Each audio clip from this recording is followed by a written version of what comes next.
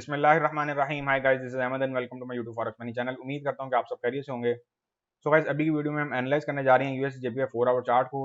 जैसा कि आप लोग देख सकते हैं कि हमारे पास कुछ एरियाज जो हैं वो यूएसडी जेपीवाई के बेयरिश लेवल्स जो हैं वो रिमेन पेंडिंग हैं, और हमें ये भी देखना है कि मार्केट जो है वो उन लेवल्स को कब पूरा करती है।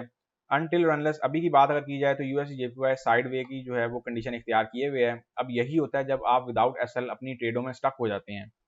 विदाउट ऐसा लेट सपोज आप यहाँ से सेल में हैं, यहाँ से सेल में हैं, यहाँ से सेल में हैं, यहाँ से सेल में हैं, फिर अगेन यहाँ से सेल में है, तो मार्केट क्या कर रही है? मार्केट यहाँ पे आके साइडवे हो गई। अब करना क्या है? इसीलिए मैं आप लोगों को कहता हूँ कि आप लोग जो है अपनी जो ट्रेड्स हैं उनको टाइम पे निकाला करें। अगर आप लोगों को विदाउट एसल काम करने का नहीं तरीकाकार पता तो फिर आप लोगों के लिए प्रीमियम चैनल बनाएं, आप उस तरफ जो है वो तवज्जो करें और देखेंगे वहाँ पे हम लोग कैसे इंट्राडे बेसिस पे कह लें लिमिटेड टाइम बेसिस पे प्रॉफिट भी बना लेते हैं और मार्केट से एग्जिट भी हो जाते हैं। और अगर मैं यूएसडी जेपीवाई के स्ट्रक्चर की बात करूं तो स्ट्रक्चर यूएसडी जेपीवाई का इस टाइम साइडवे स्ट्रक्चर है। इस टाइम जो मार्केट है यूएसडी जेपीवाई की वो साइडवे की कंडीशन इख्तियार किए हुए है, और जब इस रेंज का आप जो ब्रेकआउट होगा तो हमें उसके बाद एक जो मजेदार मूवमेंट है ना वो देखने को मिलेगी। वो मूवमेंट बुलिश भी हो सकती है, वो मूवमेंट बियरिश भी हो सकती है। अगर मैं बात करूं यूएसडी जेपीवाई की तो यूएसडी जेपीवाई के लिए अभी हमारे पास ये जो है वो रेजिस्टेंस एरिया है, और अगर मैं बात करूं इसके सपोर्ट एरिया की तो ये हमारे पास सपोर्ट एरिया है। अच्छा, जब तक मार्केट्स का ब्रेकआउट नहीं होता आप इस रेंज के अंदर रहते हुए बहुत ही बेहतर तरीके की जो है ना वो ट्रेडिंग एक्टिविटी कर सकते हैं। लास्ट वीक जैसे हम लोगों ने की, हमें बाई की ट्रेड भी मिली, इस पर सेल की भी मिली, और इसी रेंज के अंदर से ही मिली। तो जब ऐसी रेंजें हाथ लग जाती हैं तो फिर आपको पता है कि हमने यूरो यूएसडी पे ऐसी रेंजेस बहुत इंजॉय की हैं, पाउंड यूएसडी पे बहुत इंजॉय किए हैं, गोल्ड पे बहुत इंजॉय किए हैं। ये रेंज देने का पर्पस ये होता है कि ट्रेडर का जो जाविया है ना, एक बिगिनर के पॉइंट ऑफ व्यू से अगर मैं बात करूँ ना तो ये रेंज देने का पर्पस क्या है। अब ये इसको थोड़ी सी स्टडी भी ले लें। बिगिनर के पॉइंट ऑफ व्यू से अगर मैं बात करूं तो बिगिनर के लिए ये जो मूवमेंट है ना, ऐसी मूवमेंट, ये बिगिनर का जो दिमाग है ना उसको बंद करने के लिए दी जाती है कि वो ये समझ ले कि मार्केट ने तो इस रेंज से बाहर नहीं जाना और मार्केट ने इस रेंज से भी बाहर नहीं जाना, मैं जो मन मानी है वो इसके अंदर करूंगा, और जो भी होगा वो इस चैनल के अंदर ही होगा या इस रेंज के अंदर होगा। उसके नतीजे क्या निकलते हैं कि जब मार्केट ब्रेकआउट देती है तो वो डायरेक्ट दे देती है, यहाँ से पूरा काउंट गया, और आप लोग होते भी विदाउट एसएल हैं, एसएल आप लोग लगाते नहीं है। मार्केट यहाँ से ऊपर गई तब भी अकाउंट गया। एक बेचारा ट्रेडर इसी ट्रैप में आके जो है वो फंस जाता है। अब ये बेसिकली 27 जुलाई को नेक्स्ट जो है वो एफओएमसी मीटिंग मिनट्स हैं, और उसमें इंटरेस्ट रेट भी बढ़ना है, और मैं ये एक्सपेक्ट कर रहा हूँ कि 0.75 बीपीएस का जो इंटरेस्ट रेट यूएसडी बढ़ाएगा। अब तब तक हो सकता है मार्केट हमें स्टिल साइडवे ही देखने को मिले। अब 27 जुलाई आने में कितना टाइम रह गया? मेरा ख्याल है 2 से 3 हफ्ते हैं, आई थिंक 2 हफ्ते आप कंसीडर कर लें, क्योंकि इंक्लूडिंग हॉलीडेज भी हैं, तो आप 15 डेज इसको अगर कंसीडर करते हैं तो 15 डेज ऑलमोस्ट जाके बनते हैं 25 जुलाई को। तो 2 हफ्ते उनके लिए इस मार्केट को साइडवे रखना कोई मुश्किल काम नहीं है, यकीन माने ये बहुत उनके लिए फिंगर टिप्स का काम है।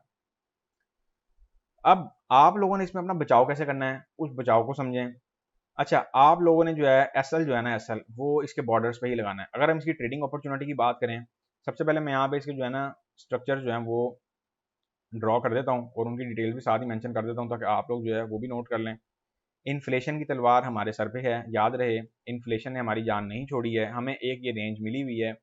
अगर आप यूएसडी जेपीवाई पे सेलिंग अपॉर्चुनिटी में आएंगे, अच्छा जिन लोगों को तो कल यहाँ से एंट्री मिल गई है लास्ट वीक एनालिसिस में, मैं सजेस्ट करूंगा कि आप लोग उसी एंट्री को ही चलने दें। आप लोग अपनी एंट्री के साथ छेड़छाड़ ना करें तो बेहतर है, सुकून से जो है ना उस एंट्री को चलने दें। और जो लोग नहीं ले पाए, ये जो स्ट्रक्चर है ये उनके लिए है, उसमें आप ट्रेलिंग कर सकते हैं, ब्रेक इवन कर सकते हैं, बट प्रॉफिट टेकिंग जो है वो टाइम पे रखिएगा। अच्छा जी, ये मैंने सेल का जो स्ट्रक्चर ड्रॉ किया है, इसकी मैं डिटेल्स यहाँ पे एंटर करने जा रहा हूँ, इसको नोट कर लें।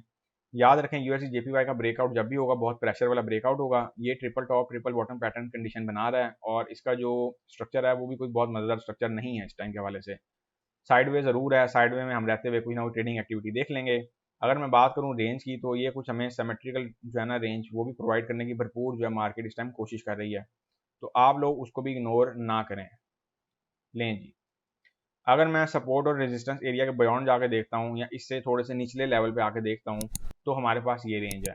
अब स्कैल्पिंग के लिए लास्ट टाइम भी मैंने बोला था, और आप लोगों में से बहुत सारों ने स्कैल्पिंग की भी अल्हम्दुलिल्लाह, कि आप लोग यहाँ से सेल करते जाएं, यहाँ से बाय करते जाएं। स्मॉल टाइम फ्रेम पकड़ लें, M15 M5 M30, यहाँ से बाय मारें, यहाँ से सेल मारें, अपनी प्रॉफिट टेकिंग करते जाएं। अब इससे ज़्यादा आसान ट्रेड्स आपको और क्या चाहिए, लेकिन करिएगा विद एसएल ही, और विदाउट ऐसा ना आने की सोचिएगा। उसके लिए अगर आपने ट्रेड करनी है तो आप प्रीमियम चैनल की तरफ ही अपना जो है वो रुख करें। प्रीमियम चैनल पे मैं इसलिए बार बार फोकस करता हूँ क्योंकि आप लोग बहुत सारे अकाउंट जो हैं, बहुत सारे ट्रेडर्स ऐसे हैं जो अपने अकाउंट इतने बुरे फंसा चुके हुए हैं, स्टक कर चुके हुए हैं।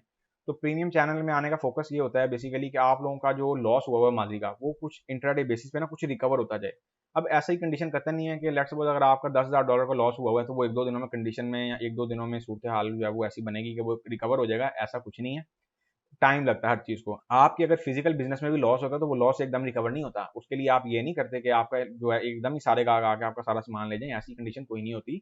उसमें भी आपको रिकवरी करते हुए टाइम लगता है, महीना भी लग सकता है, 2 भी लग सकते हैं, हफ्ता भी लग सकता है। हो सकता है वो आपकी 15 दिन के अंदर अंदर इतनी बेहतरीन रिकवरी हो जाए कि आप अपने पैरों पर खड़े होने के काबिल हो जाएं। तो जब आपकी रिकवरी हो जाएगी तो इसका मतलब है वो पैसा भी आपके पास आ गया, फिर आप उससे आगे अपनी ट्रेडिंग एक्टिविटी प्लान कर सकते हैं। ये बातें करने का पर्पस ये होता है कि ट्रेडर का जो माइंड मैंने पढ़ा है ना, जो बिगिनर ट्रेडर्स हैं उनमें सब्र नहीं होता। वो इतनी जल्दी में होते हैं, वो कहते हैं कि हमारा जो लॉस है ना, जो हमारा 10 साल का भी लॉस हुआ है वो 1 घंटे के अंदर रिकवर हो जाए। ऐसा कोई कॉन्सेप्ट नहीं है। याद रखें, इसको प्रॉपर बिजनेस लेके चलेंगे तो कामयाब रहेंगे। अगर इसको सट्टेबाजी की तरह लेके चलेंगे तो जो पैसा आप लोगों ने और लगाया होगा वो भी चला जाएगा। और कोशिश किया करेंगे कि एक टाइम पे एक ही सिग्नल ग्रुप ज्वाइन करें और उसी को फॉलो करें, चाहे वो मेरा हो चाहे वो किसी का हो। ये जो आप लोगों का कॉन्सेप्ट बना हुआ ना कि मल्टीपल सिग्नल ग्रुप ज्वाइन किए होते हैं, एक ट्रेड यहाँ से पकड़ रहे हैं, दूसरी वहां से पकड़ रहे हैं, तो लिहाजा ऐसा कोई भी कॉन्सेप्ट ना पकड़ा करें। मिसाल अगर लेट सपोज यहाँ पे प्रॉफिट बन गया तो वहां से आपकी जो है वो ट्रेड कैंसिल हो गया, तो बात तो फिर वहीं पे आ गई। क्या फायदा आप लोगों को इतने चैनल ज्वाइन करने का। तो लिहाजा थोड़ा सा पेशेंस लेवल रखें, इन चीज़ों को समझें। ये कॉन्सेप्ट बहुत गौर से समझने वाले होते हैं। चूंकि फॉरेक्स मार्केट है, ये बहुत तेज मार्केट है। मैंने आप लोगों को कल भी बात की थी कि ये देने पे आएगी, इतना दे जाएगी कि आपकी सोच नहीं है, और लेने पे आएगी तो इतना भी नहीं छोड़ेगी आपके पल्ले कि बस समझ जाएं आगे। अच्छा जी, ये सेल का मैंने स्ट्रक्चर एंटर कर दिया। यहाँ पे मैं इसकी डिटेल एंटर करने जा रहा हूँ, नोट कर लें। सेल अगर हम करने की सोचेंगे यूएसडी जेपीवाई को, तो सेल हम इसको करने की सोचेंगे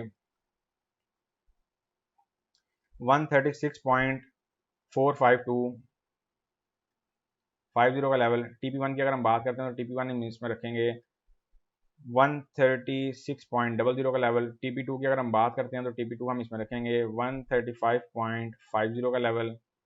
टीपी3 की अगर हम बात करते हैं इसमें तो टीपी3 हम इसको रखेंगे 135.00 का लेवल। और टीपी4 की अगर हम बात करते हैं ना तो टीपी4 हम इसमें रखेंगे 134.50 का लेवल। एसएल की अगर हम बात करते हैं तो एसएल इसमें आएगा 137.10 का लेवल इनफ है। नहीं जी, ये मैंने सेल का स्ट्रक्चर एंटर कर दिया है, इसको नोट कर लें अपने हिसाब से।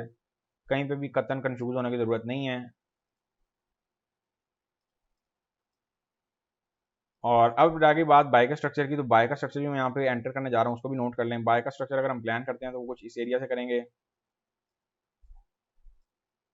सिंपल है, बाय सेल की ट्रेड जो जब तक हमारे पास जो है वो रेंज बनी हुई है, इसमें जितनी प्रॉफिट टेकिंग हो सकती है, जितना पैसा छाप सकते हैं ना, आसान अल्फाज में कहूँ, उतना छापें। और यही टाइम है जब ये रेंज का ब्रेकआउट हो गया, फिर हमें टेक्निकल स्ट्रक्चर में जाना पड़ेगा और फिर हमें देखना पड़ेगा कि मार्केट जो है वो फर्दर क्या हमारे से जो है वो सलूक करना चाह रही है, और मार्केट हमें जो है वो क्या आगाही देना चाह रही है, फिर कैसे बिजनेस करना चाह रही है हमारे साथ। अब यहाँ पे मैं बाय की डिटेल्स एंटर करने जा रहा हूँ, नोट कर लें। बाय हम इसको करने की सोचेंगे जी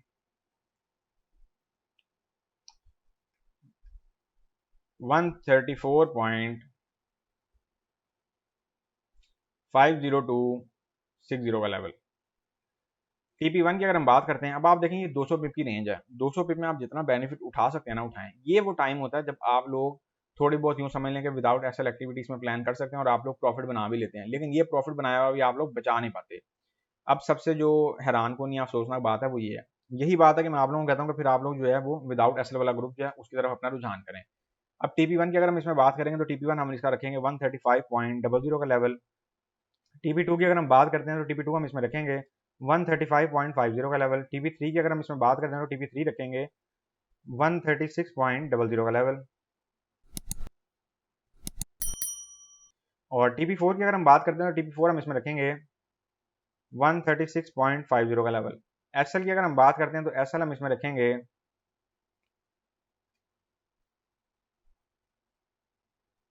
134.10 का लेवल।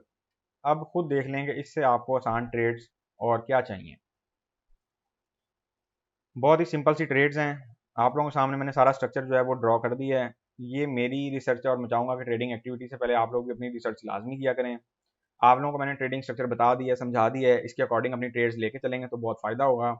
अगर कुछ इजाफी दिमाग चलाने की कोशिश करेंगे और कुछ तुक्केबाजी वाला दिमाग चलाने की कोशिश करेंगे तो फिर उसमें आपको नुकसान भी उठाना पड़ेगा। सो गाइस ये थे हमारे US JPY H4 chart analysis. उम्मीद करता हूँ आपको बहुत बेहतर तरीके से समझा पाया हूँ। अब हम मिलेंगे नेक्स्ट वीडियो में, तब तक के लिए अपना ख्याल रखें, दुआ में याद रखें। मुझे दें इजाजत। अल्लाह हाफिज़।